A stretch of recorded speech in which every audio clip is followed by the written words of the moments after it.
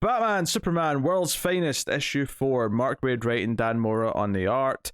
So the Demon Neza, the story continues. This book is wilding. Mark Waid is just doing whatever the hell he wants, and I love it. He is doing some wild things. I mean, yeah, so right away, like, you know, Superman and Batman are fighting Green Lantern. Neza grabs Batman for a bit and, you know, monologues about his master plan. Mm-hmm. The big thing, so Neza's like possessing a bunch of people. He's building an army for what? We're not sure yet. Batman questions that.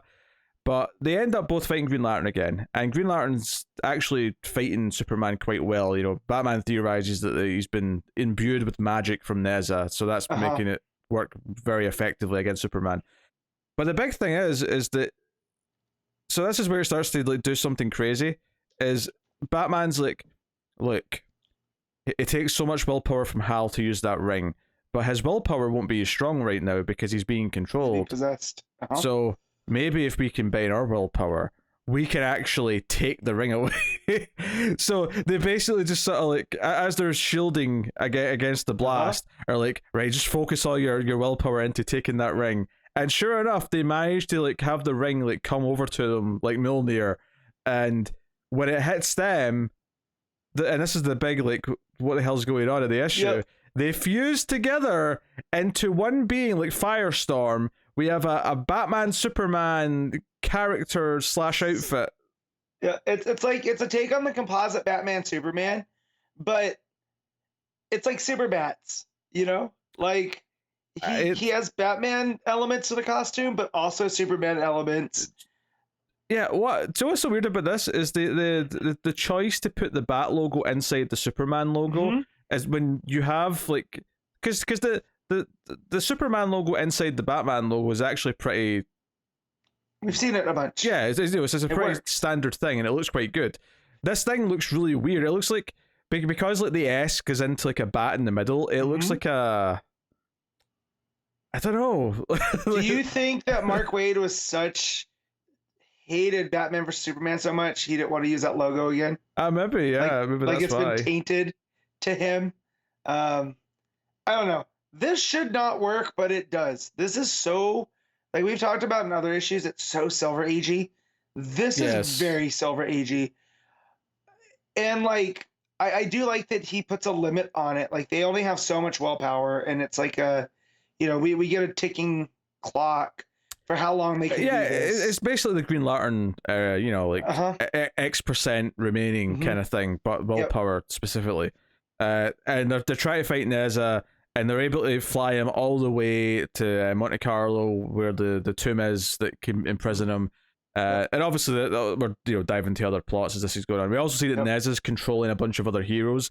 He's got, I assume that's Wally, Kid Flash, because of the time period. Ace. We got Black Canary, Martian Manhunter, Red Tornado, Firestorm, and Wonder Girl, Donna specifically. Yep. So, bit of a weird hodgepodge of characters, but so they all fight the Superman Batman hybrid at certain points. But ultimately, yeah, they fight Neza and they like fly him out of space and then bring him back down in the right part of the planet, and intermingle eventually with Doom Patrol. Although this is when Supergirl gets back, because basically they split apart, and it's like, shit, we don't have enough left in us to like finish and get them to the finish line. And luckily that's when Supergirl comes swooshing in and punches the crap out of him and gets kind of a hell yeah moment. And then reveals at the end what she found out in the past with Dick, which is that the tomb can only be sealed from the inside. So one of the members of the Warriors in the past had to sacrifice themselves inside the tomb. So you end with all these shock faces. Of course, we kind of glossed over the scene they had earlier, because on their way back, she dropped Dick in the time stream. Because there's a time storm, and anytime someone goes back and changes things, it creates, and again, very Silver Agey. Yes. That Supergirl can just do this. But I also thought, I'm like, oh, Booster's up to something, right? And Booster messed this up. You know what I mean?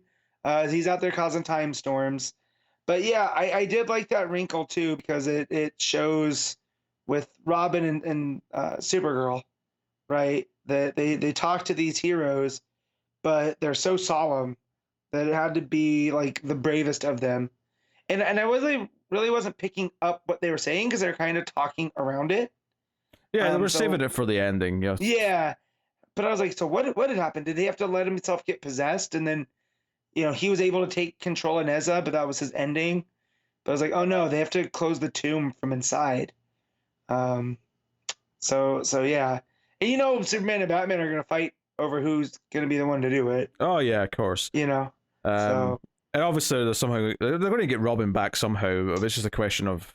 Which I remember reading that in the solicits too, that Robin's lost in time, so that this should add to a fun time travel mini story. Yeah, because obviously they tease what the ending's going to be by them saying, "Oh, like, do you want to give them that news kind of thing?" Like they're sort of teasing, like, "Okay, this is bad, whatever it is." Yep. So yeah, obviously the art's phenomenal. Dan Mora, all this action, the crazy hybrid character, all the various other characters coming to fight them. If anything, I was missing the Doom Patrol a little bit, but because there's they didn't really pop up till right towards the end, but because that last page with all the reactions looks great, like so good. Mora draws a great set of Doom Patrol characters. Well, he draws everybody. I was gonna say I feel like the heroes that Neza brings to fight, I feel like these are characters that Mora selected so he could draw them. So you got Red Tornado, Martian Manhunter, Canary, Wally, Firestorm, and Donna. It's also, indicative of a time period, like you said.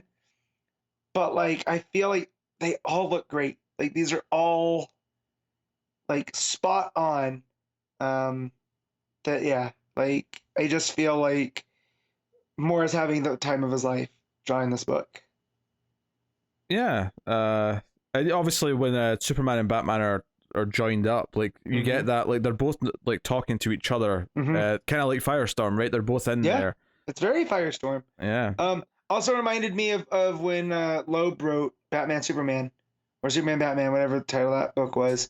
That they're dueling narration on the same image on the same panel. They did that a lot, but I think this is a little bit different in the sense that they're actually. This is actually them talking to each other. Right, but I can't help but think that it wasn't. Not. I feel like Waid was also drawing to that too. But no, this was he makes the batarangs out of the Green Lantern energy. Even it seems like the heat vision is from the Green Lantern energy. So yeah, it's super wild, but it seems like a big deal that Demon Neza was able to despite being in this prison locked away in the tomb, he still managed to master a certain kind of magic, because he talks about he had to write a new spell, and that's why it took him too long. I mean, it sounds like he got to a point where he could possess people. So presumably that's how he got out. He possessed someone on the outside to open the door. And that's big trouble. So we'll see where that goes. But yeah, no, the stakes are there. Robin's lost in time, and yeah. But you said it kind of was missing the Doom Patrol a little bit. That's my only knock. I mean, I think all I can say about this book is that it is super pulpy, but I've had fun with every issue and just the crazy stuff that it's doing. It works even though it shouldn't. Like, I feel like in the hands of another creative team, we'd be making fun of this. But I feel like they're both, the art's so good, but Waid really knows that nuance of how to make something work.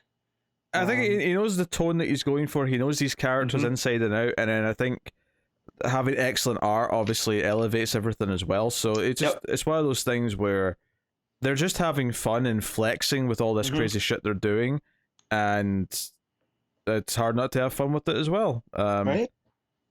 So, yeah. I think the ending really lands, actually. Even though, I actually kind of predicted what it was going to be. Like, not so much that you had to close the tomb from the inside, but just the idea that someone had to sacrifice themselves. That's what I thought, too. Yeah. So, like, just that moment, because you've got all the different expressions. I love, like, the difference in expression on Supergirl, who's delivering the news, versus everyone who's hearing the news. And the moment really especially hits. So. Getting emotion out of Robot Man, right? Who's just supposed to be a still face. Yeah. It's great. Dan Mora, man. This feels like his showcase, and I feel like Wade's just going out of his way to help him out. Yeah. What are you giving World's Finest? I'm giving this an 8. Yeah, I'm going to go 8.5. I'm having a blast with this book.